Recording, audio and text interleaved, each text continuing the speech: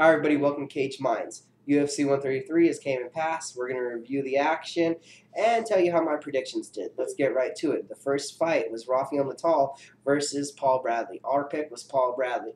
Rafael Natal used a 5-inch reach advantage and an improved stand-up game to definitely control the bout. Took a unanimous decision victory easily. The next fight was former WEC champion Mike Brown versus Ultimate Fighter alumni Nam Phan. Mike Brown used takedowns and ground and pound to win the first round. Nam Phan's stand-up and elusiveness got him the second round.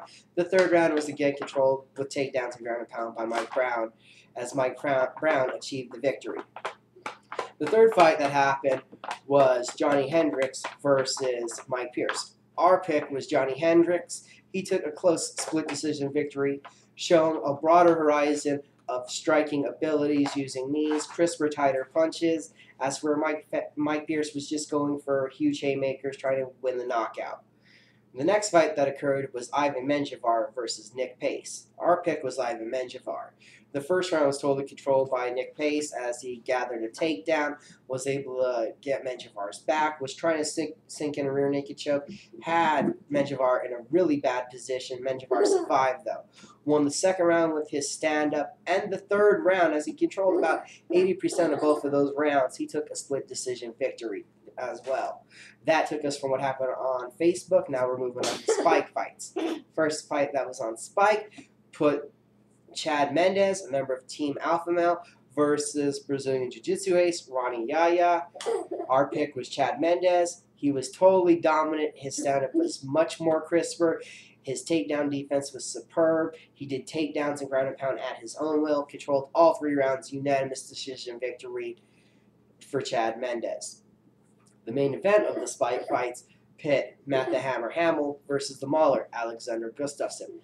After a first round full of stand-up but unexciting, the second round came on, and again both men stood, exchanged blows. Hamill was effective with a really spearing, piercing jab, as Gustafsson kept being effective with uppercuts. Landed a left uppercut that rocked Hamill back to the cage, 2 right uppercuts got through Hamill's guard, dropped him to the floor. The Mauler finishes off with the ground and pound, getting a second round stoppage victory. This takes us to what happened on the pay-per-view card. That started off with Rory McDonald, formerly known as the Waterboy, now with the fight nickname of Aries, taking on Mike Pyle. Pyle went for a takedown. McDonald attempted a guillotine. Pyle is able to spin out from it, but lands on his back. McDonald follows him to the ground, some heavy ground and pound, and a first-round stoppage victory for the impressive, prominent Rory McDonald. Next fight that occurred pit veteran Jorge Rivera versus UFC newcomer, second fight actually, not totally newcomer, Konstantinos Philippou.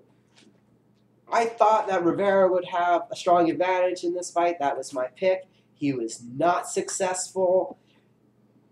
Philippou showed to have much better striking, a better clinch, was able to attain some takedowns, got on top, had some ground and pound, definitely won a unanimous decision. This took us to a battle of 2 veterans, where Dennis Hallman took on Brian Embersol. Hallman came down to the ring in the smallest Speedo shorts ever seen in the UFC, and Brian Embersol was a little taken aback by it. The mental warfare was on, and Dennis Hallman achieved the takedown, was able to take the back of Brian Embersol, but Embersol was able to flip around into the guard of Hallman, land some extremely vicious elbows, cutting up Hallman, and a first-round stoppage. A bonus night for Mr. Embersol. Thank you for getting Hallman out of the ring so fast. They really did give him a bonus for that. This took us up to the co-main event, the Phenom Vitor Belfort and Yoshihiro Akiyama. Belfort and Akiyama said they were going to stand, they were going to bang, that it was going to be exciting, and it definitely was.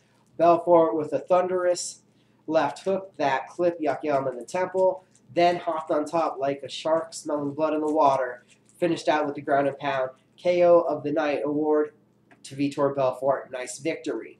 This took us up to the main event of the night with Rashad Evans versus Tito Ortiz.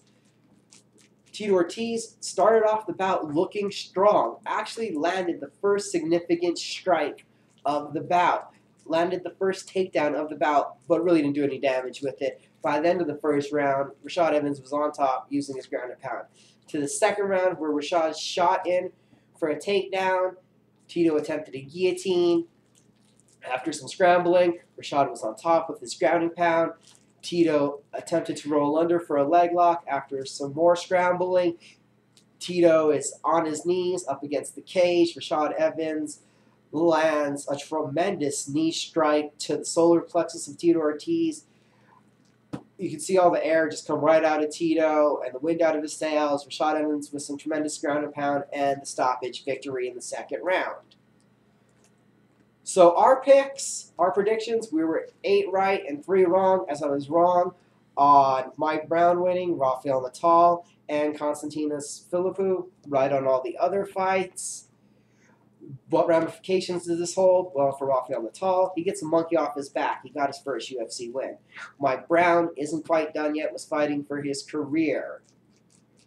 Ivan Menjivar looks like he can make a strong case for himself in that bantamweight division.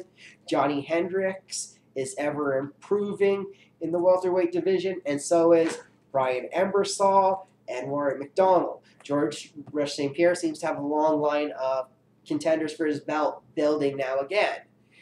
To Chad Mendes should now be the #1 contender for the featherweights. Big move up for him. Alexander Gustafsson is probably in the top 10 now of light heavyweights. Great job for him. Konstantinos Philippou. This should be a great, start to the UFC now. He's 1-1. This gives him some great outlook into the middleweight division. Looks like he should put on some really entertaining fights. Vitor Belfort isn't quite done yet in the middleweight division. Always excited to see him when he's fighting at his best. And Rashad Evans is still our light heavyweight #1 contender, awaiting the winner of John Jones Rampage Jackson. So that was all of our happenings from UFC 133. This has been Cage Minds.